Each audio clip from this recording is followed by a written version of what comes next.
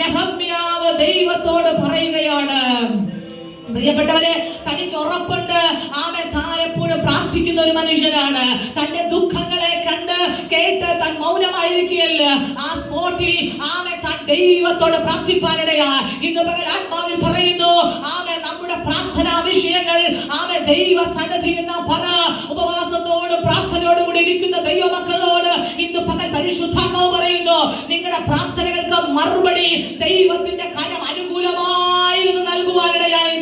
ഒരിക്കലും എനിക്ക് കഴിയത്തില്ല കർത്താവേ, ഞാൻ ആയിരിക്കുന്ന മേഖലകൾക്കകത്തു നിന്ന് എന്റെ കുടുംബക്കാർക്കൊരു വിടുതൽ ലഭ്യമാകുമോ, എന്റെ മക്കൾക്കൊരു വിടുതൽ ലഭ്യമാകുമോ, എന്റെ പ്രിയപ്പെട്ടവർക്കൊരു അനുഗ്രഹം ഉണ്ടാകുമോ, ഞാൻ പ്രാർത്ഥിക്കുന്ന വിഷയത്തിനകത്ത് വിടുതൽ ഉണ്ടാകുമോ എന്നൊരു ചോദ്യം നിങ്ങളുടെ മുന്നിൽ ഉണ്ടായിരിക്കാം.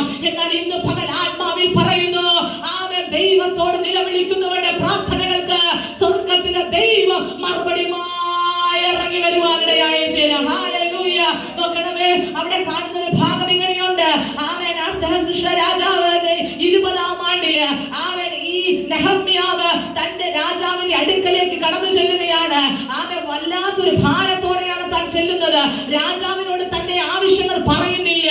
എന്നാൽ രാജാവിനോട് പറയുന്നതിന് മുൻപ് ആമേൻ നെഹമ്യാവ് പറഞ്ഞത് സർവശക്തനായ ദൈവത്തോടാണ്.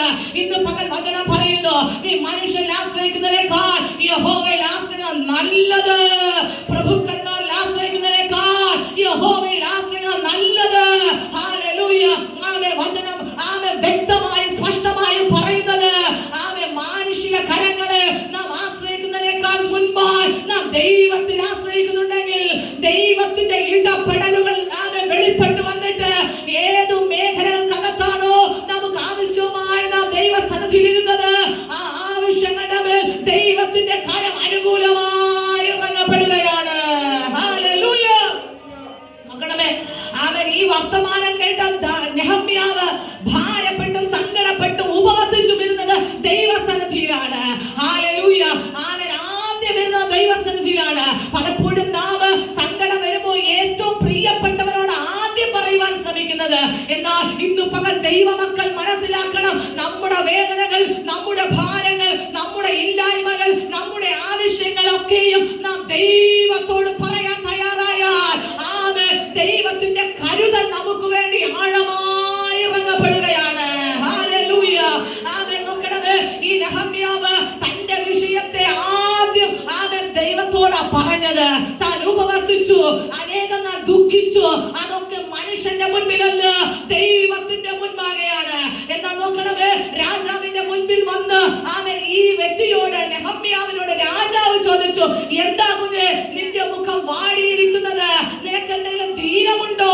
അല്ല, ഇത് മനോവ്യസനമല്ലാതെ മറ്റൊന്നുമല്ല എന്ന് രാജാവ് തിരിച്ചറിയുന്ന ഒരു ഭാഗത്ത് 2-ാമത്തെ അധ്യായത്തിൽ കാണുവാൻ കഴിയുകയാണ്. പ്രിയപ്പെട്ടവരെ, ഒരു മനുഷ്യൻ തിരിച്ചറിയുകയാണ്, കുഞ്ഞേ ഇത് ധീരമൊന്നും അല്ല, നിന്റെ മുഖം പാടിയിരിക്കുന്നതിന്റെ കാരണം, നിനക്ക് വേദന അനുഭവിക്കുന്നതിന്റെ കാരണം നിന്റെ മനോവ്യസനമാണ്. ഇന്ന് പകൽ ആത്മാവിൽ പറയുന്നു, പലപ്പോഴും നമ്മുടെ ശരീരം തളരുന്നതിന്റെ കാരണം നാം മനോവ്യസനമുള്ളത് കൊണ്ടാണ്. ആമേൻ. നാം ദുഃഖിച്ചിരിക്കുന്നത് കൊണ്ടാണ് നമ്മുടെ ശരീരം തളർന്നു പോകുന്നത്. ഇന്ന് പകൽ പറയുന്നു ആമേൻ ആ ശാരീരിക തളർച്ചയ്ക്ക് വിട്ടുകൊടുക്കാതെ നമ്മുടെ ആവശ്യങ്ങളെ ദൈവത്തോട് പറ. ആമേൻ. ദൈവത്തോട് പറയുവാൻ തയ്യാറാകുമ്പോ ദൈവം നമുക്ക് സൗഖ്യത്തിന്റെ കരവുമായി ഇറങ്ങി വരും, വിടുതലിന്റെ കരവുമായി ഇറങ്ങി വരുന്നു. ഹല്ലേലൂയ. ആമേൻ. മനോവ്യസനമുള്ള ഹൃദയത്തെ തണുപ്പിക്കുന്ന ദൈവത്തിന്റെ വാക്ക് അവിടെ ഇറങ്ങി വരുവാനിടയായി തീരും.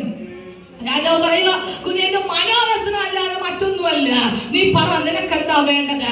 ആമേൻ. നെഹമ്യാവ് തന്റെ ആവശ്യത്തെ ആമേൻ രാജാവിനോട് പറയുന്നത് നമുക്ക് അവിടെ മനസ്സിലാക്കുവാൻ കഴിയുകയാണ്.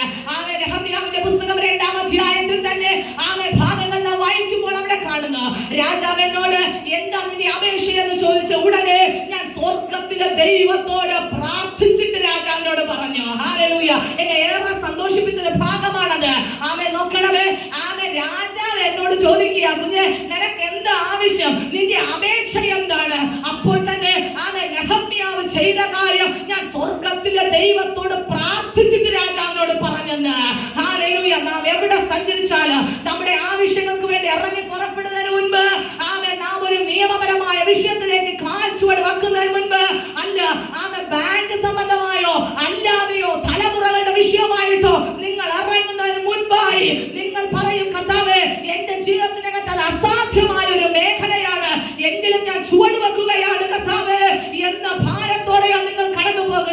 ഇന്ന് പകലാത്മാവിൽ പറയുന്നു, നിങ്ങൾ ഭാരപ്പെടുന്ന വിഷയത്തെ ആരംഭത്തിൽ ദൈവ കരങ്ങളിലോട്ട് നീ ഏൽപ്പിച്ചുകൊണ്ട് ആ കർത്താവിന്റെ കരുതൽ ആ വിഷയത്തിന്റെ മേലിറങ്ങി വരുവാനിടയായി തീരും.